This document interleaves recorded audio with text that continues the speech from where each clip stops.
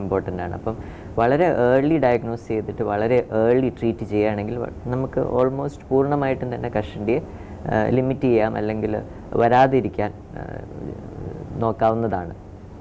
പക്ഷെ വളരെ ലേറ്റ് ആയി കഴിഞ്ഞാൽ അപ്പോഴത്തേക്കും കഷണ്ടി മൂലം നഷ്ടപ്പെട്ട ഹെയർ ഫോളിക്കിൾസ് അത് തിരിച്ച് വരാൻ ബുദ്ധിമുട്ടായിരിക്കും. അതുകൊണ്ട് തന്നെ വളരെ നേരത്തെ തന്നെ ട്രീറ്റ് ചെയ്യുന്നത് വളരെ അത്യാവശ്യമാണ്. കഷണ്ടിക്ക് ട്രീറ്റ്മെൻറ്റ് ഉണ്ട്. ഈ ഹെൽമെറ്റ് ഒക്കെ വെക്കുമ്പോൾ കഷണ്ടി വരും, അതിൽ കാര്യമില്ല. കാരണം കഷണ്ടി എന്നുള്ളത് ഒരു ജനറ്റിക് പ്രോബ്ലമാണ്. നമ്മുടെ ജീൻസിൽ എഴുതി വെച്ചിട്ടുണ്ട് കഷണ്ടി വരാനുള്ളതാണോ അല്ലയോ എന്ന്. ഈ ഹെൽമെറ്റ് വെക്കുന്നത് കൊണ്ടാണ് കഷണ്ടി, അല്ലെങ്കിൽ എനിക്ക് താരനുള്ളത് കൊണ്ടാണ് കഷണ്ടി എന്നൊക്കെ പല പല പല അഭിപ്രായങ്ങൾ അങ്ങനെ ഉണ്ട്. പക്ഷെ എല്ലാത്തിലും ഒരു യുക്തിയില്ല. ഇപ്പോൾ എൻ്റെ എല്ലാ പേഷ്യൻസും എന്നോട് ചോദിക്കുന്ന ഒരു ഡൗട്ട് ഇതാണ്: എൻ്റെ അച്ഛനും അമ്മയ്ക്കും നല്ല മുടിയുണ്ടല്ലോ, എന്തുകൊണ്ട് എനിക്കിപ്പോൾ കഷണ്ടിയായി? അല്ലെങ്കിൽ എൻ്റെ അച്ഛൻ്റെ ഇപ്പം കഷണ്ടി ആയതേ ഉള്ളൂ, അച്ഛനിപ്പോൾ 50 വയസ്സ്, ഞാനിപ്പം 20 വയസ്സ് 23 വയസ്സേ ആയിട്ടുള്ളൂ, എനിക്ക് എങ്ങനെ ഇപ്പോഴേ കഷണ്ടി? ഇതൊക്കെ വളരെ കോമൺ ചോദ്യങ്ങളാണ്. അപ്പം ജനറ്റിക്കാണ്, പക്ഷേ എപ്പോഴും ഒരു പാരമ്പര്യം ഉണ്ടാകണമെന്നില്ല. ചിലപ്പോൾ അച്ഛന് അമ്മയ്ക്ക് നല്ല മുടി ഉണ്ടാകും, പക്ഷെ നമ്മളിൽ അത് തുടങ്ങാം. വേറെ കഷണ്ടിയുടെ ഇൻഹെറിറ്റൻസ് അത് പോളിജെനിക് ഇൻഹെറിറ്റൻസ് എന്ന് പറയും. പോളിജെനിക് ഇൻഹെറിറ്റൻസ് എന്ന് പറഞ്ഞാൽ കുറച്ച് ജീൻസ് അമ്മയുടെ സൈഡിൽ നിന്ന് വരും, കുറച്ച് ജീൻസ് അച്ഛൻ്റെ സൈഡിൽ നിന്ന്. പക്ഷെ ആ ജീൻസ് മാത്രം അമ്മയിൽ കഷണ്ടി ഉണ്ടാക്കത്തില്ല, ആ ജീൻസ് മാത്രം അച്ഛനിൽ കഷണ്ടി. രണ്ടും കൂടെ നമ്മളിൽ വരുമ്പോൾ നമുക്ക് കഷണ്ടി ഉണ്ടാകും. പിന്നെ ഇപ്പോൾ വർഷങ്ങൾ കഴിയുന്തോറും വളരെ ചെറുപ്പക്കാർക്ക് കഷണ്ടി കണ്ടുവരുന്നു. അപ്പോൾ എൻ്റെ ഏറ്റവും ചെറിയ പേഷ്യൻ്റ്, അതായത് പ്രായം കുറഞ്ഞ പേഷ്യൻ്റ് കഷണ്ടിയായിട്ട് വെറും 11 വയസ്സാണ്. എനിക്ക് തന്നെ ബിലീവ് ചെയ്യാൻ പറ്റിയില്ല. പക്ഷേ കഷണ്ടിക്ക് ചില ഫീച്ചേഴ്സ് ഉണ്ട്, വളരെ സ്പെസിഫിക് ആണ് കഷണ്ടിക്ക്. അപ്പോൾ ഈ പുള്ളിക്ക് വളരെ ക്ലിയർ കട്ട് കഷണ്ടിയാണ് ഉള്ളത്, പക്ഷേ വയസ്സ് 11 വയസ്സേ ഉള്ളൂ. അപ്പോൾ പല പല ഫാക്ടേഴ്സ് പറയപ്പെടുന്നു. ഇത് വേഗം കഷണ്ടി വരാനുള്ള ഫാക്ടേഴ്സ് അത് ചിലപ്പോൾ പൊല്യൂഷൻ ആകാം, ചിലപ്പം താരനാകാം, ചിലപ്പോൾ സ്ട്രെസ്സുകൾ, വളരെയധികം സ്ട്രെസ്സുകളുള്ള ലൈഫ് സ്റ്റൈലാണല്ലോ ഇപ്പം നമുക്കുള്ളത്. അതൊക്കെ കോൺട്രിബ്യൂട്ടറി ഫാക്ടേഴ്സാണ്. പക്ഷേ ഞാൻ കണ്ടിട്ടുള്ളതിൽ വെച്ച് ഏറ്റവും ചെറുപ്പക്കാർക്ക് കഷണ്ടി വരുന്നവർക്ക് എല്ലാവർക്കും തന്നെ വളരെ സിവിയർ താരനുണ്ടാവും. അപ്പം കഷണ്ടിയുടെ റേറ്റ് വളരെ ഫാസ്റ്റാക്കും. പക്ഷേ കഷണ്ടി ജനറ്റിക്കായിട്ട് ഉള്ളവർക്ക് മാത്രമേ താരൻ ഫാസ്റ്റ് ആക്കത്തുള്ളൂ, അല്ലെങ്കിൽ കഷണ്ടി പ്രവണത ഇല്ലാത്തവർക്ക് താരൻ കൊണ്ട് മുടി കൊഴിച്ചിൽ വരണമെന്നില്ല. ഈ ചൂട് കഷണ്ടിയായി ബന്ധപ്പെട്ടതാണ്. മരുഭൂമിയിലൊക്കെ പണിയെടുക്കുന്നവർക്ക് കഷണ്ടി വരുന്നത്. അപ്പോൾ കോൺട്രിബ്യൂട്ടറി ഫാക്ടേഴ്സ് ആയിട്ട് പറയുന്നത് ഒരു സൺലൈറ്റ് എക്സ്പോഷർ, അതും ജനറ്റിക് പ്രീഡിസ്പോസിഷൻ, അല്ലെങ്കിൽ കഷണ്ടി വരാൻ സാധ്യതയുള്ളവർക്ക് കൂടുതലായിട്ടുള്ള വെയിൽ അടിക്കുന്നത് വേഗം കഷണ്ടിയിലേക്ക് പോകുന്നു. അത് സൺലൈറ്റ് ഒരു കോൺട്രിബ്യൂട്ടറി ഫാക്ടർ. പക്ഷെ സൺലൈറ്റ് മാത്രമാണോ കഷണ്ടി ഉണ്ടാക്കുന്നതെന്ന് വെച്ചാൽ അല്ല. ആ ഒരു ജനറ്റിക് പ്രിഡിസ്പോസിഷൻ ഉണ്ടെങ്കിൽ മാത്രമേ വെയിലും മറ്റുള്ള ഫാക്ടേഴ്സും കഷണ്ടി ഉണ്ടാക്കൂ. ഈ കഷണ്ടിക്ക് മരുന്നായിട്ട് രണ്ട് മരുന്നുണ്ട്. ഒരെണ്ണം തേക്കാനായിട്ടുള്ള ഒരു സൊല്യൂഷനുണ്ട്, ഒരു ടാബ്ലറ്റുകളുണ്ട്. ഇത് രണ്ടും USFDA അപ്രൂവ്ഡ് ആണ്. പക്ഷേ കഷണ്ടിയുടെ ഒരു കാര്യം അറിയേണ്ടതെന്ന് വെച്ചാൽ അത് ജനറ്റിക്കാണ്. നമുക്ക് ജീൻസിനെ മാറ്റാൻ ഇതുവരെ സാധിച്ചിട്ടില്ല. എത്ര ടെക്നോളജി വൈദ്യശാസ്ത്രം അഡ്വാൻസ് ആയാലും നമുക്ക് ഓൾറെഡി എഴുതി വെച്ചിരിക്കുന്ന ജീൻസ് മാറ്റാൻ പറ്റത്തില്ല. അപ്പോൾ എത്ര കാലം മരുന്ന് ഉപയോഗിക്കുന്നു അത്രയും കാലം നമുക്ക് കഷണ്ടി പിടിച്ചു നിർത്താൻ പറ്റും, മുടിയുടെ ലെവൽ. അപ്പം ഉണ്ട്, ട്രീറ്റ്മെൻ്റ് ഉണ്ട്. പിന്നെ ഇത് മാത്രമല്ല, വേറെ പ്രൊസീജിയേഴ്സുകളുണ്ട്. അപ്പോൾ ഇത് FDA അപ്രൂവ്ഡ് മരുന്നുകളാണ്. പ്രൊസീജിയേഴ്സായിട്ട് പല പല പ്രൊസീജിയേഴ്സ് ഓരോ വർഷങ്ങൾ കഴിയുന്തോറും പുതിയത് കണ്ടുപിടിച്ചുകൊണ്ട് വരുന്നു. മൈക്രോ നീഡ്ലിംഗ്, ലേസർ കൂം, അതായത് മുടി വളരാൻ വേണ്ടിയിട്ടുള്ള laser light therapy, low level laser light therapy, അങ്ങനെ പ്ലേറ്റ്ലെറ്റ് റിച്ച് പ്ലാസ്മ PRP അല്ലെങ്കിൽ വാമ്പയർ ട്രീറ്റ്മെൻറ്റ്, നമ്മുടെ തന്നെ രക്തം ഡ്രോ ചെയ്തിട്ട് അത് പ്രോസസ്സ് ചെയ്തിട്ട് അതിലെ പ്ലേറ്റ്ലെറ്റ് ഘടകങ്ങൾ മാത്രം എടുത്ത് തിരിച്ച് തലയിലേക്ക് ഇഞ്ചെക്ട് ചെയ്യുക. അങ്ങനത്തെ അഡ്വാൻസ്ഡ് കോസ്മെറ്റിക് പ്രൊസീജിയേഴ്സ് ഇപ്പോൾ പതുക്കെ വന്നുകൊണ്ടിരിക്കുന്നു. പക്ഷേ എല്ലാം ഒരു അഡ്ജുവൻ്റ് അല്ലെങ്കിൽ ആഡ് ഓൺ ആണ്. പഴയ നമ്മുടെ ട്രീറ്റ്മെൻറ്റിൻ്റെ കൂടെ ഒരു അഡീഷണൽ ബെനിഫിറ്റ് ഇത് കൊടുക്കത്തുള്ളൂ. അതല്ലാതെ കംപ്ലീറ്റ് ആയിട്ട് ക്യൂർ വിത്ത് പ്രൊസീജിയർ ഇതുവരെ ആകത്തില്ല.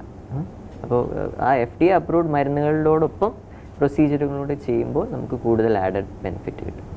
സാറിന് മുഖക്കുരു അത് ഉണ്ടാവാനുള്ള പ്രധാന കാരണം? ഓക്കെ, അതെ, വളരെയധികം യുവാക്കൾ സഫർ ചെയ്യുന്ന ഒരു അസുഖമാണ് മുഖക്കുരു. മുഖക്കുരു ഒരു സെബേഷ്യസ് ഗ്രന്ഥി, അതായത് എണ്ണ ഗ്രന്ഥിയുടെ ഒരു അബ്നോമാലിറ്റിയാണ്, മുഖത്തെ എണ്ണ ഗ്രന്ഥികളുടെ അബ്നോമാലിറ്റി. ഇത് യൂഷ്വലി കൗമാരപ്രായക്കാർക്ക് കാണുന്നു. കൗമാരപ്രായത്തിൻ്റെ ഹോർമോൺസ് ഇൻഫ്ലുവൻസ് ചെയ്താണ് എണ്ണഗ്രന്ഥി കൂടുതലായിട്ട് എണ്ണ ഉൽപ്പാദിപ്പിക്കുന്നു, അതിൻ്റെ ഓപ്പണിംഗ് അടഞ്ഞു പോകുന്നു. അടഞ്ഞു പോയിട്ട് പല കാരകൾ, ബ്ലാക്ക് ഹെഡ്സ്, വൈറ്റ് ഹെഡ്സ് ഉണ്ടാകുന്നു. പിന്നെ അത് പഴുക്കുന്നു, ഇൻഫെക്റ്റഡ് പസ്റ്റ്യൂൾസ് ആകുന്നു, നോഡ്യൂൾസ് ആകുന്നു. അത് ഹീൽ ചെയ്യുമ്പോൾ അവിടെ കറുത്ത പാടുകൾ ഉണ്ടാകുന്നു. വളരെ വലിയ നോഡ്യൂൾ സിസ്റ്റൊക്കെ ആണെങ്കിൽ അത് ഹീൽ ചെയ്യുമ്പോൾ കുഴികളുണ്ടാകുന്നു. ഇതൊക്കെ വളരെ ഡിഫറെൻറ്റ് സ്റ്റേജസ് ഓഫ് മോക്കുരു. അപ്പം മെയിൻലി അതൊരു കൗമാരപ്രായക്കാരുടെ ഒരു പ്രോബ്ലമാണ്. ഹോർമോണൽ ഇൻഫ്ലുവൻസ് ഉണ്ട്. അപ്പം ഇത് ഒരു ആഴ്ച അല്ലെങ്കിൽ ഒരു മാസം കൊണ്ട് ക്യൂർ ചെയ്യാൻ പറ്റുമെന്ന് ചോദിച്ചാൽ ഇല്ല. ആ ഒരു കൗമാരപ്രായത്തിൻ്റെ ഹോർമോണൽ ഇൻഫ്ലുവൻസ് ഉള്ളിടത്തോളം കാലം മൂക്കുരു വന്നുകൊണ്ടിരിക്കും. അപ്പോൾ അതിനെ കൺട്രോൾ ചെയ്ത് നിർത്തണം. ഇപ്പം മിക്ക പഴയ ആൾക്കാർ, ഇപ്പം വളരെ മുതിർന്നവർ ഇപ്പം എന്നോട് സ്ഥിരം ചോദിക്കുന്ന ഈ മൂക്കുരുവൊക്കെ ട്രീറ്റ് ചെയ്യണം, ഒന്നും ചെയ്തില്ലെങ്കിൽ തന്നെയും ഒരു പ്രായം കഴിയുമ്പോൾ പോവില്ലേ എന്ന് എന്നോട് സ്ഥിരം ചോദിക്കുന്ന ഒരു ചോദ്യമാണ്. പക്ഷേ ഞാൻ അവരോട് പറയുന്ന അതെ, ഒരു പ്രായം കഴിയുമ്പോഴത്തേക്ക് പോകും. പക്ഷെ അതുവരെ സിവിയർ മൂക്കുരു ഉണ്ടാകുമ്പോൾ അത് നമ്മുടെ മുഖത്തെ സ്കാർ ചെയ്യും. അപ്പോൾ മൂക്കുരു ഉള്ള ഒരാൾക്കേ അതിൻ്റെ വിഷമം അറിയത്തുള്ളൂ. വളരെ സിവിയർ മുഖക്കുരു വരുമ്പോൾ അത് നമ്മുടെ കോൺഫിഡൻസിനെ അത്രത്തോളം ബാധിക്കും. അപ്പം കോൺഫിഡൻസിനെ ബാധിക്കുമ്പോൾ നമ്മുടെ കാര്യക്ഷമത അല്ലെങ്കിൽ എഫിഷ്യൻസിയും കുറഞ്ഞു വരുന്നു. ഒരു ഇൻഫീരിയോറിറ്റി കോംപ്ലക്സ് എപ്പോഴും ആ മൂക്കുരു ഉള്ളവർക്ക് ഉണ്ടാകും. അപ്പോൾ അതുമൂലം ഈവൻ മൂക്കുരു മാറിക്കഴിഞ്ഞാൽ ആ ഒരു കോംപ്ലക്സ്, ആ ഒരു ഇൻഫീരിയോറിറ്റി കോംപ്ലക്സ് ചിലപ്പോൾ നിലനിൽക്കും. അതുകൊണ്ട് തന്നെ മൂക്കുരു ട്രീറ്റ് ചെയ്യുന്നത് വളരെ അത്യാവശ്യമാണ്. സിവിയറിറ്റി കുറച്ച് നിർത്തിക്കഴിഞ്ഞാൽ അവരുടെ കോൺഫിഡൻസ് ഇമ്പ്രൂവ് ആവുകയും അവരുടെ കാര്യക്ഷമത ഇമ്പ്രൂവ് ആവുകയും ചെയ്യും. ആൻഡ് സ്കാർസിനെ പ്രിവെൻറ്റ് ചെയ്യാം. കറക്റ്റ് ടൈമിൽ നമ്മൾ മൂക്കുരുവിനെ ട്രീറ്റ് ചെയ്യുകയാണെങ്കിൽ അതുമൂലമുള്ള കുഴികളും കറുത്ത പാടുകളും സ്കാർസും ഉണ്ടാകത്തില്ല. അല്ലെങ്കിൽ സ്കാർ ട്രീറ്റ്മെൻ്റ് ആണ് ലേറ്റർ ഉദ്ദേശിക്കുന്നതെങ്കിൽ അത് മൂക്കുരുവിനെ ട്രീറ്റ് ചെയ്യുന്നതിനെക്കാട്ടും കോസ്റ്റ്ലിയാണ്. സ്കാർ ട്രീറ്റ്മെൻറ്റ് നമുക്ക് പ്രൊസീജിയേഴ്സ് ഉണ്ട്, ഡെർമാ റോളർ, സബ്സിഷൻ, ലേസർ, ഇതെല്ലാം വളരെ വളരെ കോസ്റ്റ്ലി പ്രൊസീജിയേഴ്സാണ്. പക്ഷേ മൂക്കുരു ട്രീറ്റ് ചെയ്യുന്നത് വളരെ ചീപ്പാണ്. അപ്പോൾ മൂക്കുരു ഉള്ള സമയത്ത് ട്രീറ്റ് ചെയ്യുകയാണെങ്കിൽ നമുക്ക് ഭാവിയിൽ സ്കാർ ട്രീറ്റ്മെൻറ്റും ഒഴിവാക്കാവുന്നതാണ്. ഈ മുഖക്കുരു ഉള്ളവർ എപ്പോഴും മുഖം കഴുകി കഴിഞ്ഞാൽ മൂക്കുരു ഒരു പരിധിവരെ ഇല്ലാതാക്കാൻ നല്ല പ്രവണതയാണ്. കാരണം ഞാൻ പറഞ്ഞതുപോലെ മൂക്കുരു പൊതുവെ എണ്ണമയം കൂടുതലുള്ളവർക്ക് കാണുന്നതാണ്. എണ്ണഗ്രന്ഥി അടയുമ്പോൾ ഉണ്ടാകുന്ന ഒരു അസുഖമാണ്. അപ്പോൾ എപ്പോഴും മുഖം കഴുകുന്നതുകൊണ്ട് നമ്മുടെ എണ്ണമയം കുറയ്ക്കാം. പ്ലസ് മൂക്കുരുവിൻ്റെ ആ പോഴ്സ് അടയുന്നത് നമുക്ക് പ്രിവെൻറ്റ് ചെയ്യാം. അപ്പോൾ ഇടയ്ക്കിടയ്ക്ക് കഴുകുന്നത് നല്ലതാണ്. ഒരു മൈൽഡ് ക്ലെൻസർ, ഓയിലി സ്കിന്നിന് വേണ്ട ഒരു മൈൽഡ് ക്ലെൻസർ അല്ലെങ്കിൽ സാലിസിലിക് ആസിഡ് അടങ്ങുന്ന ഒരു ക്ലെൻസർ വെച്ച് മുഖം റിപ്പീറ്റഡായിട്ട് കഴുകുന്നതും വളരെ നല്ലതാണ്.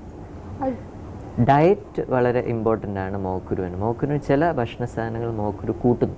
അത് ഇപ്പോൾ പബ്ലിഷ് ചെയ്ത ആർട്ടിക്കിൾസിലെല്ലാം പാൽ പ്രോഡക്ട്സും പാലും വളരെ നൊട്ടോറിയസ് ആണ് മൂക്കുരു കൂട്ടാൻ. അതിന് പല മെക്കാനിസം പറയുന്നുണ്ട്. അപ്പോൾ കഴിയുന്നതും പാല്, cheese, chocolate, milk chocolates, ice creams, പിന്നെ ഭയങ്കര ഷുഗറി ഫുഡ്സ്, വളരെയധികം ഷുഗറി ഫുഡ്സ് പെട്ടെന്ന് എണ്ണഗ്രന്ഥിയെ സ്റ്റിമുലേറ്റ് ചെയ്യും, കൂടുതൽ എണ്ണമയം ഉണ്ടാവുകയും ചെയ്യും. അപ്പോൾ കഴിയുന്നതും ഷുഗറി ഫുഡ്സും പാൽ പ്രോഡക്ട്സും റെസ്ട്രിക്റ്റ് ചെയ്യുന്നത് വളരെ നന്നായിരിക്കും. മിറിൻഡ, ഫാൻഡ, പെപ്സി, ടാങ്, ഇതുപോലെ പല പല കാർബണേറ്റഡ് ഷുഗറി ഡ്രിങ്ക്സ് ഉണ്ടല്ലോ, അതും കഴിയുന്നതും ജങ്ക് ഫുഡ്സും ഇതെല്ലാം ഒന്ന് ലിമിറ്റ് ചെയ്യുന്നതായിരിക്കും നല്ലത് മൂക്കുരുക്കാർക്ക്. പിന്നെ കഴിയുന്നതും മുഖത്ത് ക്രീമുകൾ തേക്കാതിരിക്കുക. കാരണം ക്രീമുകൾ മിക്കതും ഗ്രീസിയാണ്, ഓയിലിയാണ്. ഓൾറെഡി ഓയിൽ ഗ്രന്ഥി അടയുന്നു, ഓയിൽ ഗ്രന്ഥി കൂടുതലായിട്ട് ആക്റ്റീവ് ആയിരിക്കുന്ന സ്റ്റേറ്റാണ് മൂക്കുരു. അപ്പോൾ കഴിയുന്നതും കൂടുതൽ ഓയിലി ക്രീംസ് തേക്കാതിരിക്കുന്നതായിരിക്കും നല്ലത്.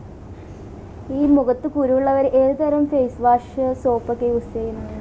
ഞാൻ സോപ്പ് റെക്കമെൻഡ് ചെയ്യാറില്ല. യൂഷ്വലി ഫേസ് വാഷാണ് റെക്കമെൻഡ് ചെയ്യുന്നത്. കാരണം സോപ്പ് കുറച്ച് ആൽക്കലൈനാണ്, സ്കിന്നിനെ ഇച്ചിരി കൂടി ഇറിറ്റേറ്റ് ചെയ്യുന്നു.